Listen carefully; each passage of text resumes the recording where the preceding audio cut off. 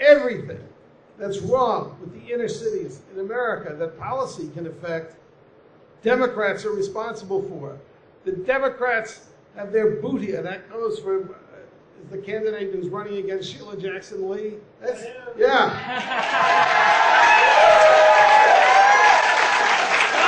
Sheila Jackson Lee, Bernie Johnson, and the Democratic Party have their boot heels on the necks of poor black and Hispanic children in this state and in every state, and are crushing the life out of them. This is the greatest crime that is being committed now in our country.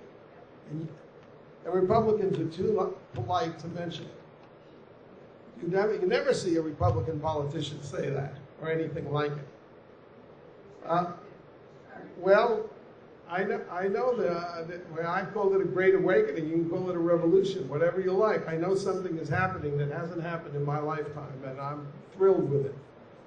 But that's the way you do it. And I put the principles out there and explain them, and that little example is also there. And the more facts you find out about the school system, the more powerful your message will be, provided you put the children first. Yeah, this is a Hispanic kid. He probably doesn't speak English too well.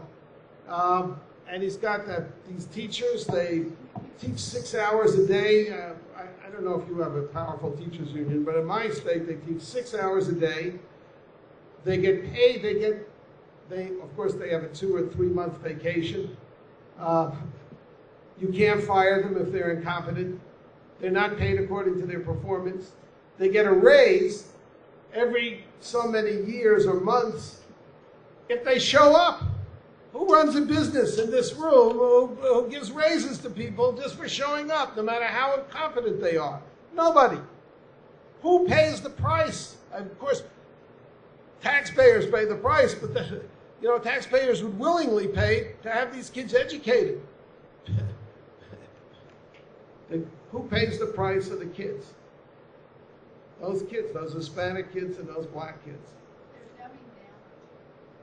Well, these kids, they're not getting an education. 50% of them drop out, and 50% who graduate functionally illiterate.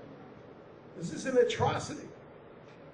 You know, I talked to one Republican politician. I said, look, well, they had a story in the LA Times, and it said we have social promotion.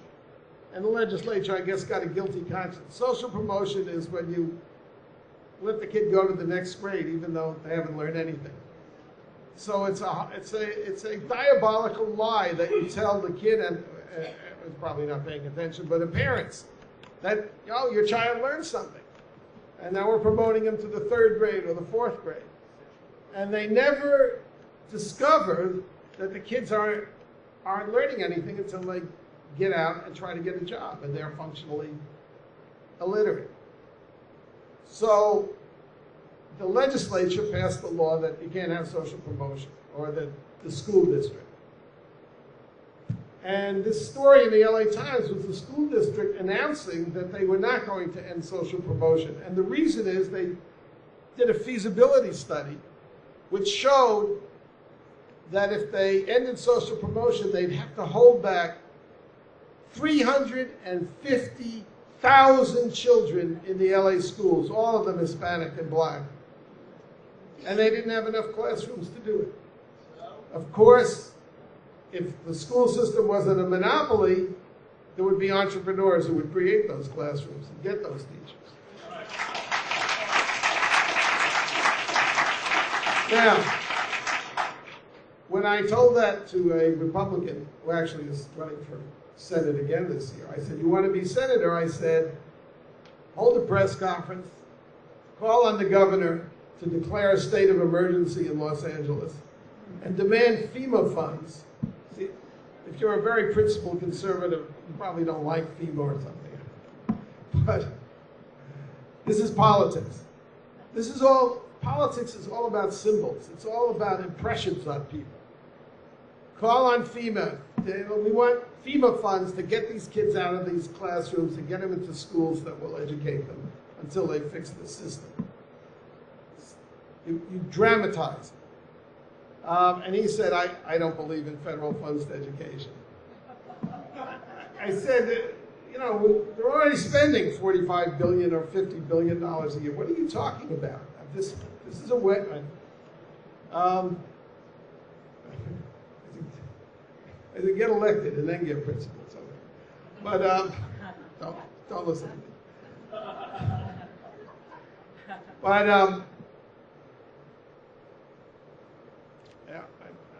anyway, I was just trying to. The other thing that Republicans say to me is, this was a Republican leader in my state. He said, I don't know a single Republican legislator who has a significant, I mean, it's mainly Hispanic children, who has a Hispanic population in his district. That's the way they think of politics. In the first place, I don't care if you're not getting elected by Hispanics. This is the right thing to do. But much more important, if you show that you care about what's happening to black and Hispanic poor kids outside your district, even if it's in a part of Houston that a Republican hasn't been elected to since the beginning of the Texas, you will reach independents and even Democrats, ordinary people who do care. And that's the biggest rap on the Republican Party, that the Republican Party doesn't care. This is a way to show that you care. Right, that was a long answer. No, it's a great answer.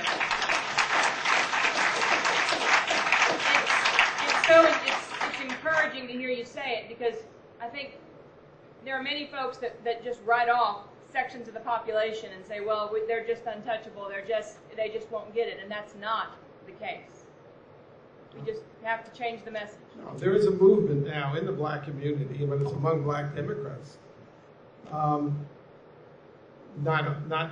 elected officials, people who are challenging them in the primaries, to declare, the vouchers, school choice, a civil rights issue. I think Republicans should just jump on that.